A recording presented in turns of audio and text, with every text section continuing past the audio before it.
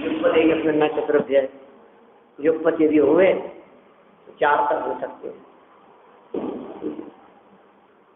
ठीक है, आहारक और वैक्रियक ऐसी दोनों स्थितियां बने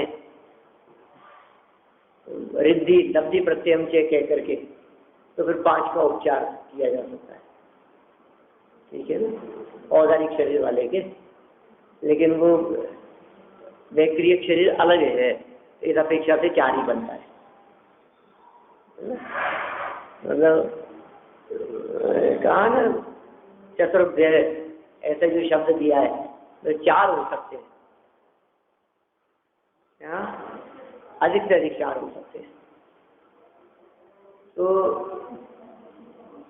वो नहीं है, वो सूत्र दूसरा है। तो वो तेजस कारवान को आदि लेकर के है, तेजस और कारवान को आदि लेकर के और 4 तक शरीर हो सकते हैं, ऐसा। एक सूत्र था एकादिनी वाज्यानि युगपदेक अस्मिन् चतुर्भ्य, वो था 5 ज्ञानों में से 4 हो सकते हैं, कम से कम हो तो 1। क्या फर्क है दोनों सूत्रों में? एक में दिया है एकादिनी वाज्यानि युगपदेक अस्मिन् चतुर्भ्य, और दूसरे सूत्र में दिया है तदादिनी वाज्यानि युगपदेक अस्मिन् चतुर्भ्य। एकादिनी और तदादिनी, बाकी तो पूरा ऐसे जैसे एक और तद, इतना से शब्द भेद है, बाकी पूरा सूत्र हुबहू है। एक सूत्र पहले अध्याय में है और दूसरा दूसरे अध्याय में है। तो जो एकादिनी वाज्यानि कहा, वो सूत्र दिया है 5 ज्ञानों के चर्चा करते हुए, कि कम से कम किसी जीव के जीवन में ज्ञान हुए तो 1 ज्ञान हो सकता है मिनिमम। कौन सा ज्ञान होगा? केवल ये अकेला ही होता है। ठीक है, और इससे ज्यादा हो तो 2 हो सकते हैं मतिश्रुत, इससे ज्यादा हो तो 3 हो सकते हैं मतिश्रुत अवधि, और अधिक हो तो 4 हो सकते हैं मतिश्रुत अवधि और मने परिया। कि आप 4 से ज्यादा नहीं हो सकते, 4 हो सकते हैं। इसी तरह से शरीर की यदि हम बात करें तो कम से कम कितने शरीर हो सकते हैं और ज्यादा से ज्यादा कितने हो सकते हैं? तो उन्होंने फिर सूत्र दिया तदादिनी वाज्यानि युगपदेक अस्मिन् चतुर्भ्य, युगपत एकस्मिन् चतुर्भ्य, एक ही व्यक्ति के युगपत एक साथ 4 हो सकते हैं। तदादिनी, उसको आदि लेकर के, ये चर्चा चल रही थी तेजस कारमान की, उनको आदि लेकर के, माने यदि कम से कम शरीर हो गए तो तेजस कारमान 2 तो होंगे ही। कौन से जीवों के? चतुर्थ जीवों के विग्रह गति के, विग्रह गति की अवस्था में 2 हो गए। 3 हो तो कौन से होंगे? ये औदारिक तेजस कारमान या वैक्रियक तेजस कारमान। भाई तेजस कारमान तो थे ही, मनुष्य तिर्यंचंद औदारिक और जुड़ जाएगा, देवनार की है तो वैक्रियक जुड़ जाएगा। ठीक है ना, 3 हो जाएंगे एक साथ। अब एक साथ 4 भी हो सकते हैं। वो कैसे हो सकते हैं? कि कोई मनुष्य गति का जीव है तो मनुष्य के औदारिक तो है ही, और तेजस कारमान भी है। ठीक है ना। अब यदि वे मुनि होकर के आरक रिद्धि प्राप्त करते हैं तो आरक शरीर एक्स्ट्रा और हो सकता है, ये 4 हो जाए। तो मैक्सिमम 4 ही हो सकते हैं, 5 नहीं हो सकते। ये उपचार से कथन किया है कि उन्हीं की यदि वैक्रियक रिद्धि भी हो लब्धि प्रत्यय से, जैसा कहा था, तदनुसार वो भी माना जा सकता है, लेकिन औदारिक जिसके होता है उसके वैक्रियक नहीं होता, जिसके वैक्रियक होता है उसके औदारिक नहीं होता, ऐसा नहीं है शरीर। देखिए बहुतों की होती है, विष्णु कुमार की तो हुई थी, बहुतों की होती है, लेकिन विक्रिया रिद्धि से प्राप्त शरीर को वैक्रियक शरीर कहना ये उपचार मात्र कथन है। वास्तव में वैक्रियक शरीर तो देवों और नारकियों के लिए होता है। वैक्रियक शरीर वालों के 3 ही शरीर होते हैं, 3 ही होता है, वैक्रियक वालों के 3 ही होता है, वैक्रियक तेजस और कारमान। अब वर्तमान में हमारे कितने शरीर हैं? 3 है। कौन कौन से? औदारिक, एक तेजस कारमान। तो अब ये यहाँ ऐसा कह रहे हैं कि दो शरीरों से रहित हो, दो शरीरों से रहित या दो शरीरों से भिन्न कोई व्यक्ति अपने आप को अनुभव करता हो, ठीक है ना। तो कौन से दो शरीरों से रहित? एक तो कहा औदारिक और दूसरा कहा कारण, इन दो से रहित। तो हमें ये कहना है कि इन दो शरीरों से रहित कहने में ये जो दो बातों से रहित कहा है, इसमें शरीर मात्र से भिन्न सिद्ध हो गया। वैक्रियक हमारे है नहीं, आहारक हमारे होता नहीं, वैक्रियक भी होता नहीं और आहारक है नहीं, ऐसा मान लो आप। वैक्रियक होता नहीं और आहारक है नहीं। और औदारिक के लिए रसादि शब्द का प्रयोग कर दिया, पहला आवरण। और तेजस और कार्बन क्योंकि अंतरंग है, इसलिए उनके लिए ज्ञानावरणादि कर्म रूप शरीर की बात कह दी, आवरण की बात कह दी। तो अब कौन सा बच गया कि पांचवें ही हो गए? दो थे नहीं, एक में दो गर्भित हो गए और एक में एक किया, तो दो तो चार और एक पांच। तो पांचों शरीरों से रहित जो ज्ञानादि गुण है वो मेरा स्वरूप। तो कौन तत्वज्ञानी है कि जो शरीर से भिन्न आत्मा का अनुभव करता है, वो तत्वज्ञानी। ये अर्थ निकला इसका सीधा सीधा। बात क्या कही जा रही है? भावार्थ देखिए 199 पेज पर, जो शरीर और उसके मूल कारण कर्मों से जीव को भिन्न जानकर, शरीर से भिन्न जानकर और कर्मों से, तो शरीर और कर्मों से आत्मा को भिन्न किया जा सकता है, ऐसा जानकर, भिन्न है ऐसा जानकर अपने ज्ञानादि भावों में रमते हैं, वे तत्वज्ञानी है। तथा जो पर पदार्थों में रमण करते हैं वे अज्ञानी है। माने कुल मिलाकर के देह मौजूद रहे उसमें ऐतराज नहीं है, कर्म मौजूद रहे उसमें भी ऐतराज नहीं, लेकिन कर्मों और देह के मौजूद रहते हुए भी देह और कर्मों से भिन्न ज्ञानादि रूप अनुभव करे, वो तत्वज्ञानी।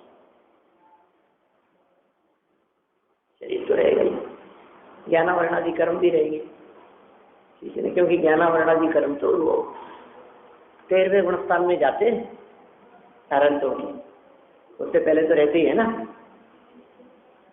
अरंतों के नहीं होते चार घातीय कर्म, तो ज्ञानावरण दर्शनावरण मोहनी अंतराय जो है, ये तो अरंतों के नाश को प्राप्त होते हैं। तो उससे पहले तो सबके रहेंगे या नहीं? सबके रहेंगे। तो ज्ञानावरणादि भी है और रहेंगे। और ये औदारिक शरीर, इसके बिना तो ध्यान कौन करेगा, तपस्चरण कौन करेगा? इस देह के बिना पहली पंचेंद्री कैसे कहलाएगा? ठीक है ना। तो पहली पंचेंद्रिय देह सहित ये जीव जब देह सहित होता हुआ और ज्ञानावरणादि के बीच में रहता हुआ अपने आप को देह और ज्ञानावरणादि से भिन्न अनुभव करता है, तब तत्वज्ञानी कहलाता है। होते हैं ना, है ना, 1.5 कर्म कहते हैं 3 में से। भाव कर्म तो पूरा चला गया, द्रव्य कर्म आधा चला गया, 9 कर्म पूरा मौजूद है, 3 में से 1.5 कर्म कहते हैं। शरीरों की दृष्टि से कहें तो 2.5 शरीर कहते हैं।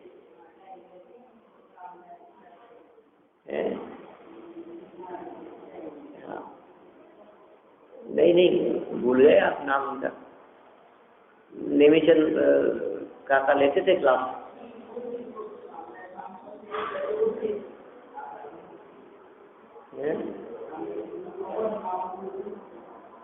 नेमिचंद का लगती लघुजन सिद्धांत प्रवेशिका की क्लास 20 साल पहले, 20 से भी ज्यादा, 22 साल पहले, 22-23 साल पहले उनकी लघु जैन सिद्धांत प्रवेशिका की क्लास लगती थी बाबूभाई हॉल में। बहुत बुजुर्ग और बहुत फास्ट बोलते थे। तो वो कहते थे ऐसा कि 3 शरीर रह गए अनंतों के, हमारे 3 नहीं 2.5 रह गए उनके, हमारे 3 है और उनके 2.5 है। 2.5 क्यों कहते हो? 2.5 इसलिए कहते हैं कि ज्ञानावरणादि द्रव्य कर्म वाला जो शरीर था, वो द्रव्य कर्म वाला शरीर वो आधा चला गया और आधा रह गया,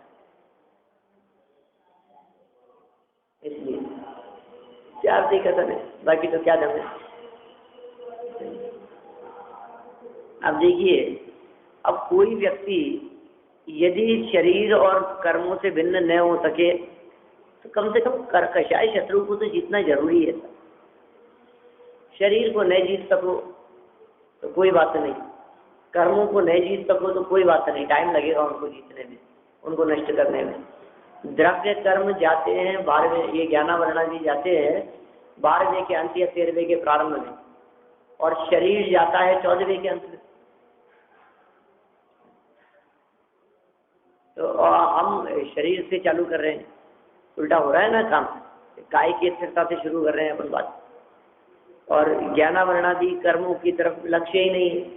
और कदाचित शरीर और ज्ञानावरण इनकी तरफ लक्ष्य भी हुए तो जो अंदर में भाव कर्म है उनकी तो खबर ही नहीं। फल तो परिणामों का लगता है। देह की क्रिया, शरीर मन वाणी की क्रिया या बाह्य क्रिया पर तो दृष्टि रहती है, और अंदर में परिणाम सुधरने बिगड़ने का भय नहीं है। टोडरमल जी मोक्षवाद प्रकाशक में सम्यक चारित्र का अन्यथा स्वरूप बतलाते हुए टोडरमल जी ने ऐसी चर्चा की। सम्यक चारित्र का अन्यथा स्वरूप बतलाते हुए कहा है, बाह्य क्रिया पर तो दृष्टि रहती है और अंतरंग में परिणाम सुधरने बिगड़ने की खबर नहीं। और कदाचित सुधरने परिणामों के सुधरने बिगड़ने पर भी दृष्टि देता है, लेकिन परिणामों की श्रृंखला और परंपरा का जो मूल आधार ऐसी भीतर में चल रही अभिप्राय की वासना, वो दृष्टि में नहीं देता। वहां उन्होंने अभिप्राय की बात कही। बाकी ऐसा कोई क्रिया परिणाम अभिप्राय के नाम से कोई प्रकरण ऐसा जनागम में नहीं आया, शास्त्र में नहीं आई है इस प्रकार की कोई बात, यहीं से निकला है। जैसे क्रमबद्ध पर्याय कोई शब्द नहीं मिलता ना कहीं शास्त्र में, उसी तरह से क्रिया परिणाम अभिप्राय ये 3 शब्द भी नहीं मिलते। अभिप्राय शब्द भी मिलता है, क्रिया भी मिलता है और परिणाम भी मिलता है, लेकिन इन तीनों का ऐसा विवेचन और तीनों एक साथ ये नहीं मिलता। ये कहाँ से निकलता है? इसी प्रकरण से निकलता है। ठीक है, क्या क्रिया परिणाम अभिप्राय पे प्रश्न किया था मैंने कल, इसलिए मेरे दिमाग में वो प्रकरण घूम रहा है थोड़ा बहुत। मैं तो वहाँ था किशनगढ़ का। तो देखिए क्या कहते हैं यहाँ, कषाय शत्रु को जीतना आसान, परिणामों को जीतना जरूरी है, ये इम्पोर्टेंट चीज है, और उस पर तो दृष्टि रहती नहीं है। हम यही देखते रहते हैं किसने क्या किया, कौन क्या कर रहा है, कौन कैसे खाता पीता है, किसका व्यवहार कैसा है, किसका आचरण कैसा है, मंदिर रोजाना जाता है कि नहीं, पूजन करता है या नहीं करता है, प्रवचन सुनता है या नहीं सुनता है, ये किस पे दृष्टि है हमारी। उपवास किया था और शाम को पानी पी लिया इसने, शाम को दूध ले लिया, चाय का उपवास किया, एक टाइम खाने की बात करता है और शाम को चाय पी लेता है। तो आपकी दृष्टि किस पर है? किस पे दृष्टि है हमारी? क्रिया पे दृष्टि है ना। आप पूजन कर रहे थे, इन्होंने वो थाली को छू लिया, माला फेर रहे थे, अब बीच बीच में आँख खोल करके मनिये की तरफ देखने लग गए, कितने बच्चे हैं। दृष्टि क्या है तुम्हारी? कौन क्या कर रहा है, ये तो हम क्रिया की तरफ ही देख रहे हैं ना, लेकिन भीतर में परिणाम क्या चल रहे हैं इस और हमारी दृष्टि नहीं जाती। लेकिन टोडरमल जी कहते हैं कि परिणाम सुधरने बिगड़ने का भय रखना, क्योंकि फल तो परिणाम का लगता है। चलिए कोई बात नहीं, आगे बढ़ते हैं अपन। तपश्चरण से ही शरीर और कर्मों से आत्मा को भिन्न किया जा सकता है, परंतु तप करना तो बहुत कठिन है। कौन करे? तप करो, नहीं हमारे बस की बात नहीं है तप करना, हम तो नहीं कर पाएंगे। तो क्या कहते हैं कि तप यदि आपसे नहीं किया जाता तो फिर क्या करें? कि इस शंका का समाधान आगामी छंद में करते हैं। अनुष्टुप छंद।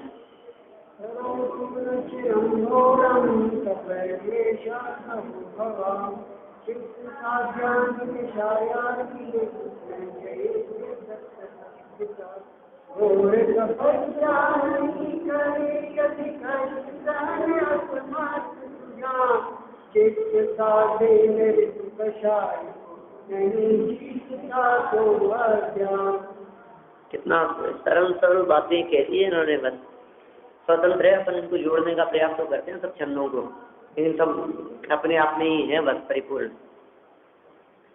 करो तु न चिरम घोरम तपः, क्या कह रहे हैं कि यदि लंबे समय तक चिरम घोरम तपः, घोर तप न करो तो नहीं कर पाता है, क्लेशा कहो भगवान, कष्ट सहता है, कष्ट सहने में परेशान रहता हुआ घोर तप को यदि लंबे समय तक नहीं करता है तो चित्त साध्यान, चित्त रूपी साधन के द्वारा कषायारीन न जयेत यत् तत् अज्ञता, यदि न जीतता है, न जयेत न जीतता है, तद अज्ञता, वो उसका अज्ञान है। शरीर को तो नहीं जीत पा रहा है, कष्ट नहीं सहन कर पा रहा है, यदि समझ लीजिए आप तपश्चरण नहीं कर पा रहा है, तपस्या नहीं कर सकता है, उपवास अभी नहीं किए जा सकते हैं, यदि परेशानी है, शारीरिक स्वास्थ्य ठीक नहीं है, और लेकिन कोई बात नहीं, इतना यदि नहीं है तो तुम कषायों को तो जीत सकते हो मन के द्वारा। अब यदि तुम शरीर का बहाना बना करके कषाय को भी नहीं जीतते हो, ये तो अज्ञान है, ये घोर अज्ञान है।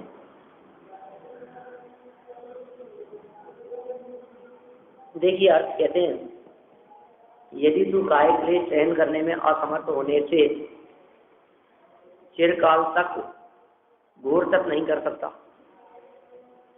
तो मन के द्वारा ही जीते जाते हैं।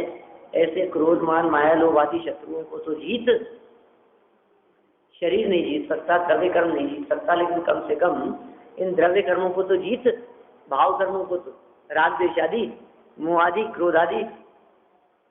कषाय क्यों करता है? नाराज क्यों होता है? बिगड़ता क्यों है? मायाचारी क्यों करता है? लोभ लालच का परिणाम क्यों रखता है? राग द्वेष का परिणाम क्यों रखता है? लोगों से तीव्र अपनेपन का परिणाम और उनके प्रति विरक्ति की, अति विरक्ति का परिणाम, ये दोनों ही त्याज्य हैं। यदि उन्हें भी नहीं जीतता, माने राजादी और कषाय भावों को भी यदि नहीं जीतता, तो यह बड़ी अज्ञानता है, छोटी छोटी बात नहीं है। कोई कहे साहब कषायों को जीतना आसान काम नहीं है, बहुत कठिन काम है, तो ये तो जीत सकता है। हमें पता है तेरी जैसी शक्ल वाले और तेरी जैसे कद काठी लंबाई चौड़ाई वाले ने इसको जीता था, अब तू भी वैसा ही दिख रहा है, क्या कहेंगे दिगंबर आचार्य?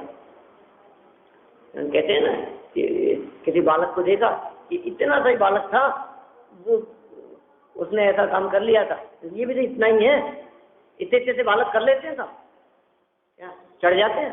ये नहीं चढ़ पा रहे, ये टेबल के ऊपर नहीं चढ़ सकता, तो अपन किसी बालक को देख करके नहीं पहचान लेते? ये कैसे कि नहीं नहीं ये तो बहुत छोटा है, 1 साल का बालक है, तो सीढ़ी नहीं चढ़ सकता है, इस टेबल पे कैसे चढ़ेगा? ये इतना बड़ा है, इतने बड़े बालक तो चढ़ सकते हैं। पता है ना, जानते हैं ना कि इतने इतने से बालक यहाँ से कूद सकता है कि नहीं? हम देखते हैं कि अच्छा साध्य कूद सकता है, तो ये तो इसी के बराबर है, ये भी कूद सकता है। अभी ये वो कूद लेता है कि नहीं? अभी अपन ऐसा सोचते हैं ना, अपन विचार कर लेते हैं ना। दिगंबर संत पता है क्या कहते हैं? ये कहते हैं तेरे को लग रहा है कषाय नहीं जीत पाऊंगा? अरे मूर्ख, तेरे जैसे नहीं जीता है सबने। अरे ऐसे दिखाई देते हैं सारे के सारे, अनंत गुण वाले, ज्ञानादि वाले, ऐसे अमूर्तिक प्रदेशों का पुंज, ज्ञानादि शक्तियों वाला, जानने देखने के स्वभाव वाला, उपयोग लक्षण वाला, नहीं जो जीव दिखाई देता है ना, इसी ने जीते हैं सारे कर्मों को, ऐसे ही लोग जीतते हैं। तुम सोच रहे हो मैं नहीं जीत सकता? जीतने वाले कोई अलग नहीं होते क्या? वे हर काम को अलग ढंग से करते हैं। ये वाक्य हो गया शिव खेड़ा का। जीतने वाले कोई अलग नहीं होते, इतनी बात तो मैंने कही, लेकिन आधा वाक्य उसी का था, उसको पूरा कर दें अपन। वे हर कार्य को अलग ढंग से करते हैं। जीत आपकी पुस्तक है, शिव खेड़ा प्रसिद्ध लेखक है, ठीक है ना। न्यूज़पेपर में कई बार उसका वो आता रहता है, उसके आलेख वगैरह आते रहते हैं, उनके वाक्य आते रहते हैं। क्या शिव खेड़ा वो अलग है, एस रघुरामन का अलग आता है, इसका अलग आता है, सबके अलग अलग हैं। 5 लाख रुपए लेता है 3 घंटे 2 घंटे लेक्चर के, सिंगल लेक्चर के, वर्षों से नाम है उसका। खैर उसके किताब के मुख्य पृष्ठ पे लिखा हुआ है, कवर पेज पे, जीत आपकी। तो क्या कह रहे हैं यहाँ कि वो कोई अलग थोड़ी ना होते हैं, कोई पुद्गलों को मोक्ष नहीं होता, कोई मुक्ति की प्राप्ति कोई द्रव्य कर्मों को नहीं करनी है। मुक्ति की प्राप्ति कोई धर्मास्तिक अधर्मास्तिक आकाश कारणों को नहीं करनी है। जीव ही होते हैं। कौन से जीव होते हैं कि ऐसे ही होते हैं, मनुष्य गति वाले, कर्मों को जीतने वाले, राग द्वेषादि पर विजय प्राप्त करने वाले, कषायों को जीतने वाले, राग द्वेष काम क्रोध आदि कषायों को जीतने वाले कोई अलग नहीं होते। हम मुनिराजों को दिखता है ऐसा, हमें देख करके वे समझ रहे हैं कि ये पात्र जीव है। देखिए कभी कभी हम ऐसा कहते हैं, मुनिराजों ने पात्र जीवों के लिए ग्रंथों की रचना की, ऐसा बोलते हैं ना। मैं इस वाक्य को उल्टा बोलता हूँ, समझना क्या है। मुनिराजों के इन कथनों को पढ़ने वाला जीव पात्र जीव है। मुनिराजों ने पात्र जीवों के लिए नहीं लिखा, जो पढ़ेगा वही पात्र है। मतलब हर जीव में पात्रता है, हर जीव मात्र में भगवान बनने की सामर्थ्य है, हर जीव परमात्मा बन सकता है।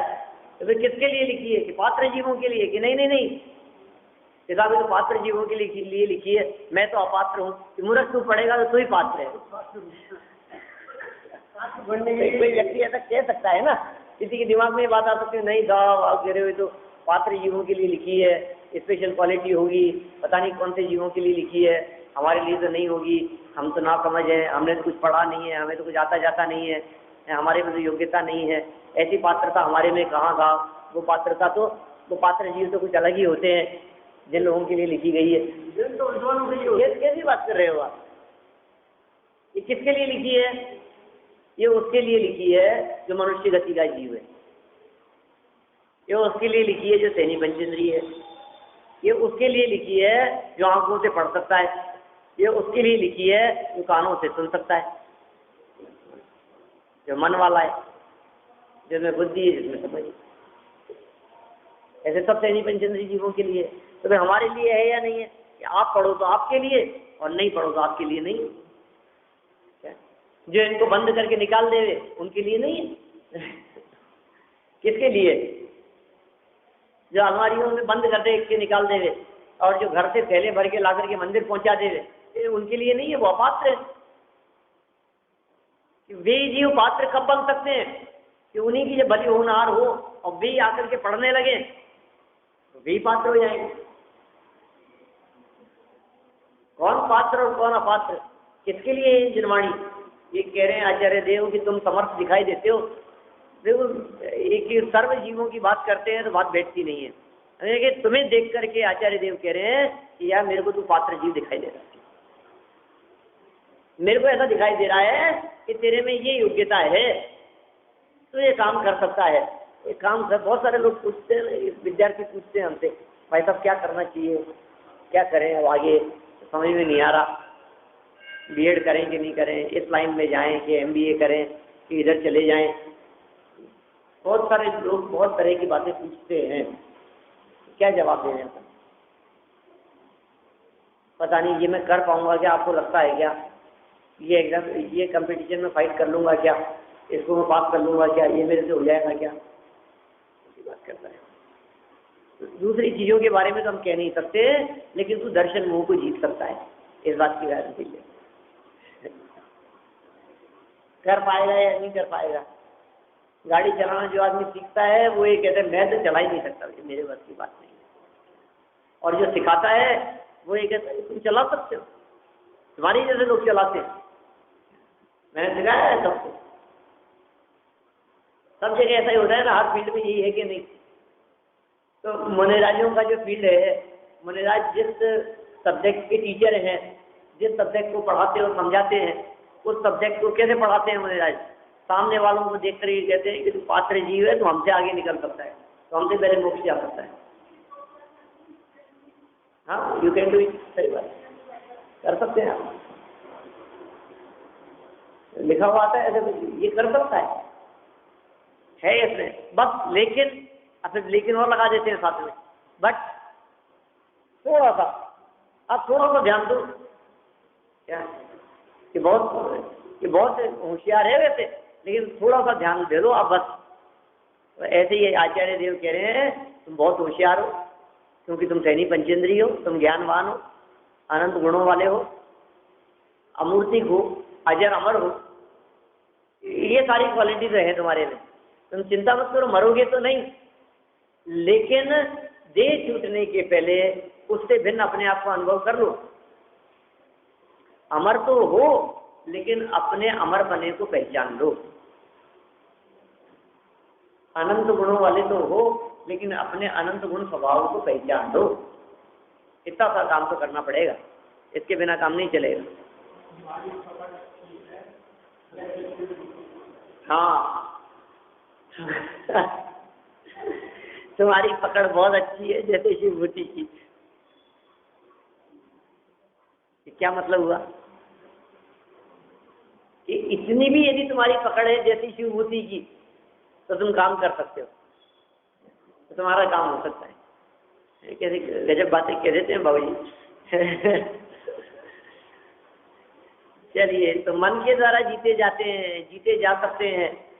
मन के हारे हार है और मन के जीते जीत, कहते हैं। तो क्या जीता जा सकता है मन से? यदि तू काय क्लेश सहन करने में असमर्थ होने से, यदि तू काय क्लेश बाह्य तप है और इसको सहन करने में असमर्थ है, असमर्थ होने से चिरकाल तक, बहुत लंबे समय तक घोर तप नहीं कर सकता, कठोर तप नहीं कर सकता, तो मन के द्वारा ही जीते जाते हैं। ऐसे क्रोध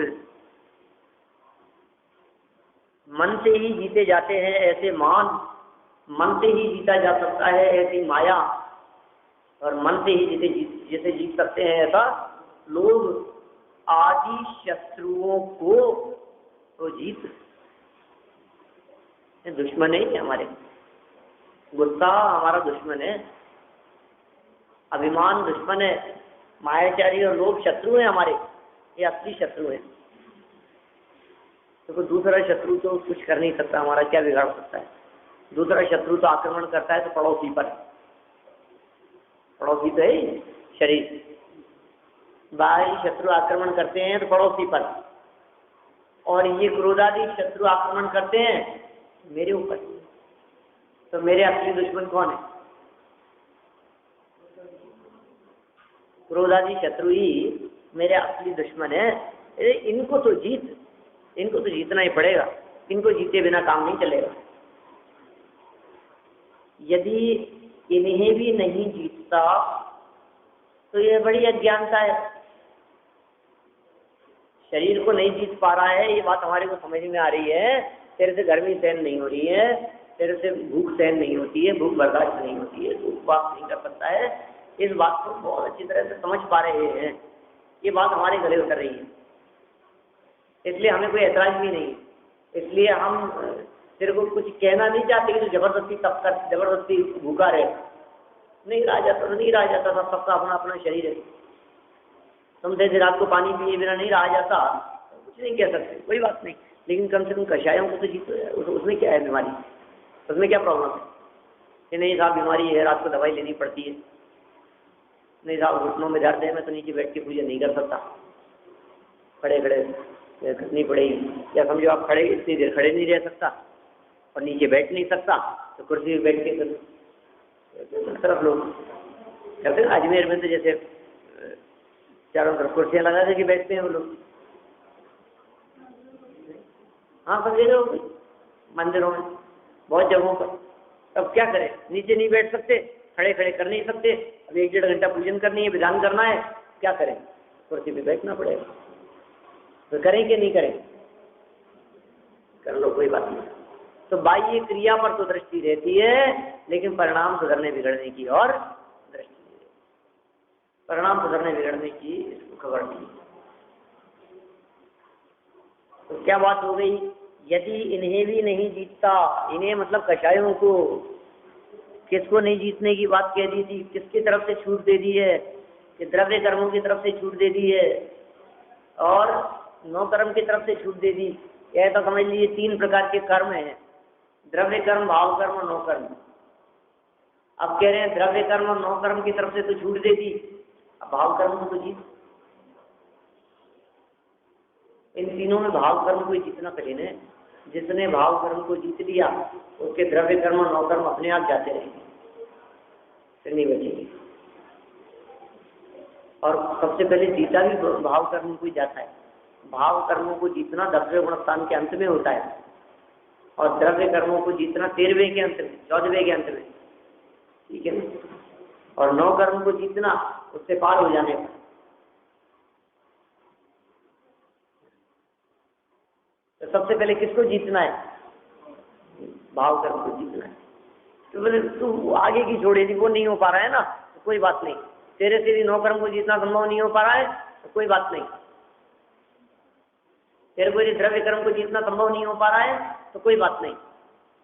लेकिन तेरे को यदि भाव कर्म को जीतना तो सबसे पहले कम से कम इतना तो करना ही। बस तेरे को 3 काम बतलाए थे, ये काम कर सकता है कि नहीं साहब ये तो बहुत कठिन है, वारंटी नहीं कर पाते नौ कर्म को जीतना, क्या उनके भी नौ कर्म रहते हैं। चल ठीक है कोई बात नहीं, एक काम कर द्रव्य कर्म को जीत। साहब द्रव्य कर्म को भी जीतना संभव नहीं है, क्योंकि द्रव्य कर्म आरंभों के भी दिखाई देते हैं, मुनिराज मुनि भूमिका में भी दिखाई देते हैं। मैं गृहस्थ होकर के उनको कैसे जीतूंगा, क्यों मुश्किल है। तो कहते कि तीसरे प्रकार के कर्म की बात कर रहे हैं हम तेरे से, 3 ही प्रकार के कर्म है, तो 2 को नहीं जीत पा रहा है तो कोई बात नहीं, लेकिन तीसरे में कोई बहाना नहीं चलेगा कि तीसरा तो जीतना ही पड़ेगा। इसको जीत भी लेंगे तो क्या हो गया, 2 शत्रु और बैठे हैं ना, तो चिंता मत कर। जो इसको जीत लेते हैं वे दोनों शत्रु अपने आप घबरा जाते हैं कि यार एक मर गया, हमारा नंबर है। 3 बदमाश हो, 3 लुटेरे हो और वो 3 लुटेरों में से कोई एक लुटेरा पकड़ में आ जाए तो 2 के तो हाथों में से फूलने लगते हैं। यार वो पकड़ में आ गया, अब तो भैया हमारा ही नंबर है, अब बहुत मुश्किल, अब बचना बहुत मुश्किल है। जब तक तीनों बच रहे थे तब तक ठीक था। अब एक पकड़ में आ गया, एक मारा गया, एक चल बसा, तो अब 2, और फिर दूसरा भी चला गया, तो अब तीसरा, अब कितना टाइम लगेगा। तो गया खुद ही समर्पण कर देगा तीसरा तो आकर के। उनकी गोली से मरने से तो अच्छा है जेल की रोटियां खा लेना। ऐसी स्थिति यहाँ है कि देख 3 शत्रु बतलाए तेरे को, 3 कर्म है, द्रव्य कर्म, भाव कर्म, नौ कर्म। भाव कर्म, द्रव्य कर्म, नौ कर्म, एक क्रम है इनका। भाव कर्म को जीत लेगा तो द्रव्य कर्म नहीं बनेंगे, और द्रव्य कर्म नहीं बनेंगे तो नौ कर्म नहीं मिलेंगे, और नौ कर्म नहीं मिलेंगे तो नवीन भाव कर्म भी नहीं होंगे। इसलिए भाव कर्म पे रोक लगा दे। भाव कर्म पे रोक लग गई तो द्रव्य कर्म और नौ कर्म अपने आप रुक जाएंगे। अब तो नौ कर्म पे रोक लगाना चाहते तो रुकेगा ही नहीं, वो द्रव्य कर्म क्या आश्रित है। द्रव्य कर्म को रोकना चाहे तो कैसे रुकेगा, तो भाव करता है तो द्रव्य कर्म बनते ही बनते कैसे रुकेंगे। मतलब कैसी गजब बातें इन्होंने यहाँ की है। तो इनको तो जीतना पड़ेगा तेरे को, भाव कर्मों को। तो कहते हैं इसको तो तू जीत, यदि इन्हें भी नहीं जीतता तो ये बड़ी अज्ञान है। अब 3 काम बतलाए थे, 3 में से तू ये भी नहीं कर पाए तो फिर तो कोई मतलब नहीं। क्योंकि कषाय जीतने में तो कोई काय क्लेश नहीं है। गुस्से को जीतना है, इसमें तेरे को कौन सी पीड़ा हो रही है कि नीचे नहीं बैठा जाता? कषायों को जीतने में तेरे कौन से गले में दर्द हो रहा है? ये तो जीत सकता है ना। तो इसके लिए कुछ भी नहीं करना है, इसके लिए बिल्कुल पराधीनता का काम नहीं। शरीर, नौकर्म, बाह्य संयुक्तों को, पदार्थों को, दूसरे शत्रुओं को जीतने के लिए तो अनेक प्रकार के आडंबर बाह्य साधन चाहिए। लेकिन बताओ मेरे को, इसको जीतने में कुछ भी नहीं। इसमें तो मन ही सुलटना है। सुलटना है मतलब सीधा करना है। उलटना है नहीं कह रहे, उल्टा तो है ही। पलटना है नहीं कह रहे, सुलटना ही कह रहे। उल्टा और सुलटा 2 शब्द कहते हैं ना अपन। तो उल्टा तो अनादिकाल से है, अब उल्टे को सुलटना है, उल्टे को उल्टा करना है। उल्टे को उल्टा करने पे क्या होगा? सुलट जाएगा, सीधा हो जाएगा। देखिए भावार्थ, तू शरीर के क्लेश के कारण सबको कठिन जानता है। सबको कठिन क्यों जानता है? शरीर के क्लेश के कारण। अरे भूखे रहना पड़ेगा, अरे केश लो, नंगे पांव चलना, सर्दी गर्मी बर्दाश्त तो नहीं हो सकता, और भूखे रहना भी कठिन काम है, और भोजन नहीं मिला, और अटपटी प्रतिज्ञाएं लेकर के जमीन पे सोना तो दिया, अपनी तो कमर कट जाती है, अपने तो नहीं हो सकता, बहुत कठिन काम है। कैसे होगा ये? मैंने बाहरी सबको देख करके ये कहता है बहुत कठिन है, कठिन जानता है। अतः यदि घोर तप न कर सके, अब थोड़ी सी कंसेशन दे रहे हैं, यदि तू ये काम न कर सके तो मन को वश में करके कषायों को ही क्षीण कर, कोई बात नहीं। ये काम मैं तो घर से बाहर नहीं निकल सकता इस काम के लिए, कोई बात नहीं, घर बैठे बैठे तो काम कर सकता है। वैसे लोग कहते हैं अरे नहीं राव, हम तो घर से बाहर नहीं निकल सकते, घर के बाहर नहीं जा सकते, कोई काम नहीं कर सकते। तो घर में तो कर सकते हो काम, घर का काम तो कर सकते हो हैं? हाँ, घर माई तृष्णा जो घटावे, रुचि नहीं संसार तो। ध्यान राय जी की पूजन में, दत्तक्षण पूजन में, घर में रहता हुआ भी जो तृष्णा को घटाता है, संसार से रुचि नहीं रखता है, ऐसा काम तू भी कर सकता है। ऐसे ज्ञानियों को हमने बहुत देखा है। घोर तप न कर सके तो मन को वश में करके कषायों को ही क्षीण कर, कषाय जीतने में काय क्लेश नहीं है। कषाय जीतने में मन ही कारण है, अर्थात मन को ही जीतना है। ये कषाय जीव के शत्रु हैं। असली जो जीतने योग्य दिखाई देते हैं, असली जो दुश्मन दिखाई देते हैं, वे दुश्मन कोई और नहीं है, वे दुश्मन ये कषाय ही है। इसलिए कषायों को ही जीतना है। ये ही असली शत्रु हैं, ये मन के कारण है, मन के ही कारण है, और मन से ही इनको जीता जा सकता है। इस तरह से कषायों को जीतने की यहाँ बात कही है। कषाय मुक्ति किल मुक्ति रेव है, कषाय को जीतने वाला ही विजेता है। जो मोह माया मान मत्सर को जिन्होंने जीत लिया है वे महावीर हैं। जिसने राग द्वेष कामादि जीते वे परमात्मा है, वे भगवान है। तो इस तरह से यहाँ इन्होंने असली शत्रुओं को जीतने की बात कही है। आगे शंका उठाई है ऐसी और चर्चा की है कि कषायों के रहते हुए गुणों की प्राप्ति होना तो बहुत कठिन है, इसलिए सबसे पहले कषायों को ही जीतने में सार है। यही प्रेरणा आगामी छंद में भी देना चाहते हैं। कल अपने प्रकरण को आगे बढ़ाएंगे।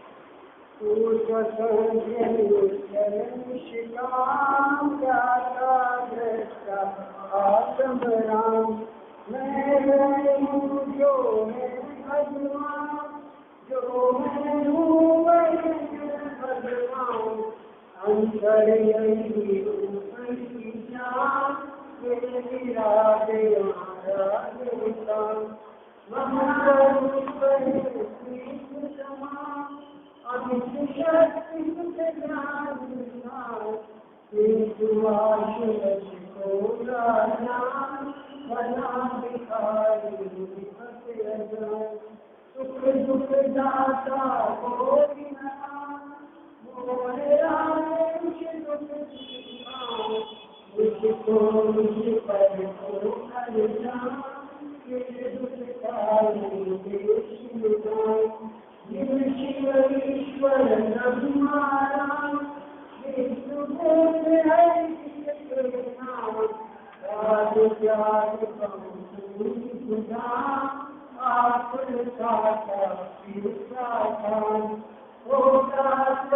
जगत परिणाम जगत दूर रखो परिषद परिणाम अभिराम दूर रखो परिषद परिणाम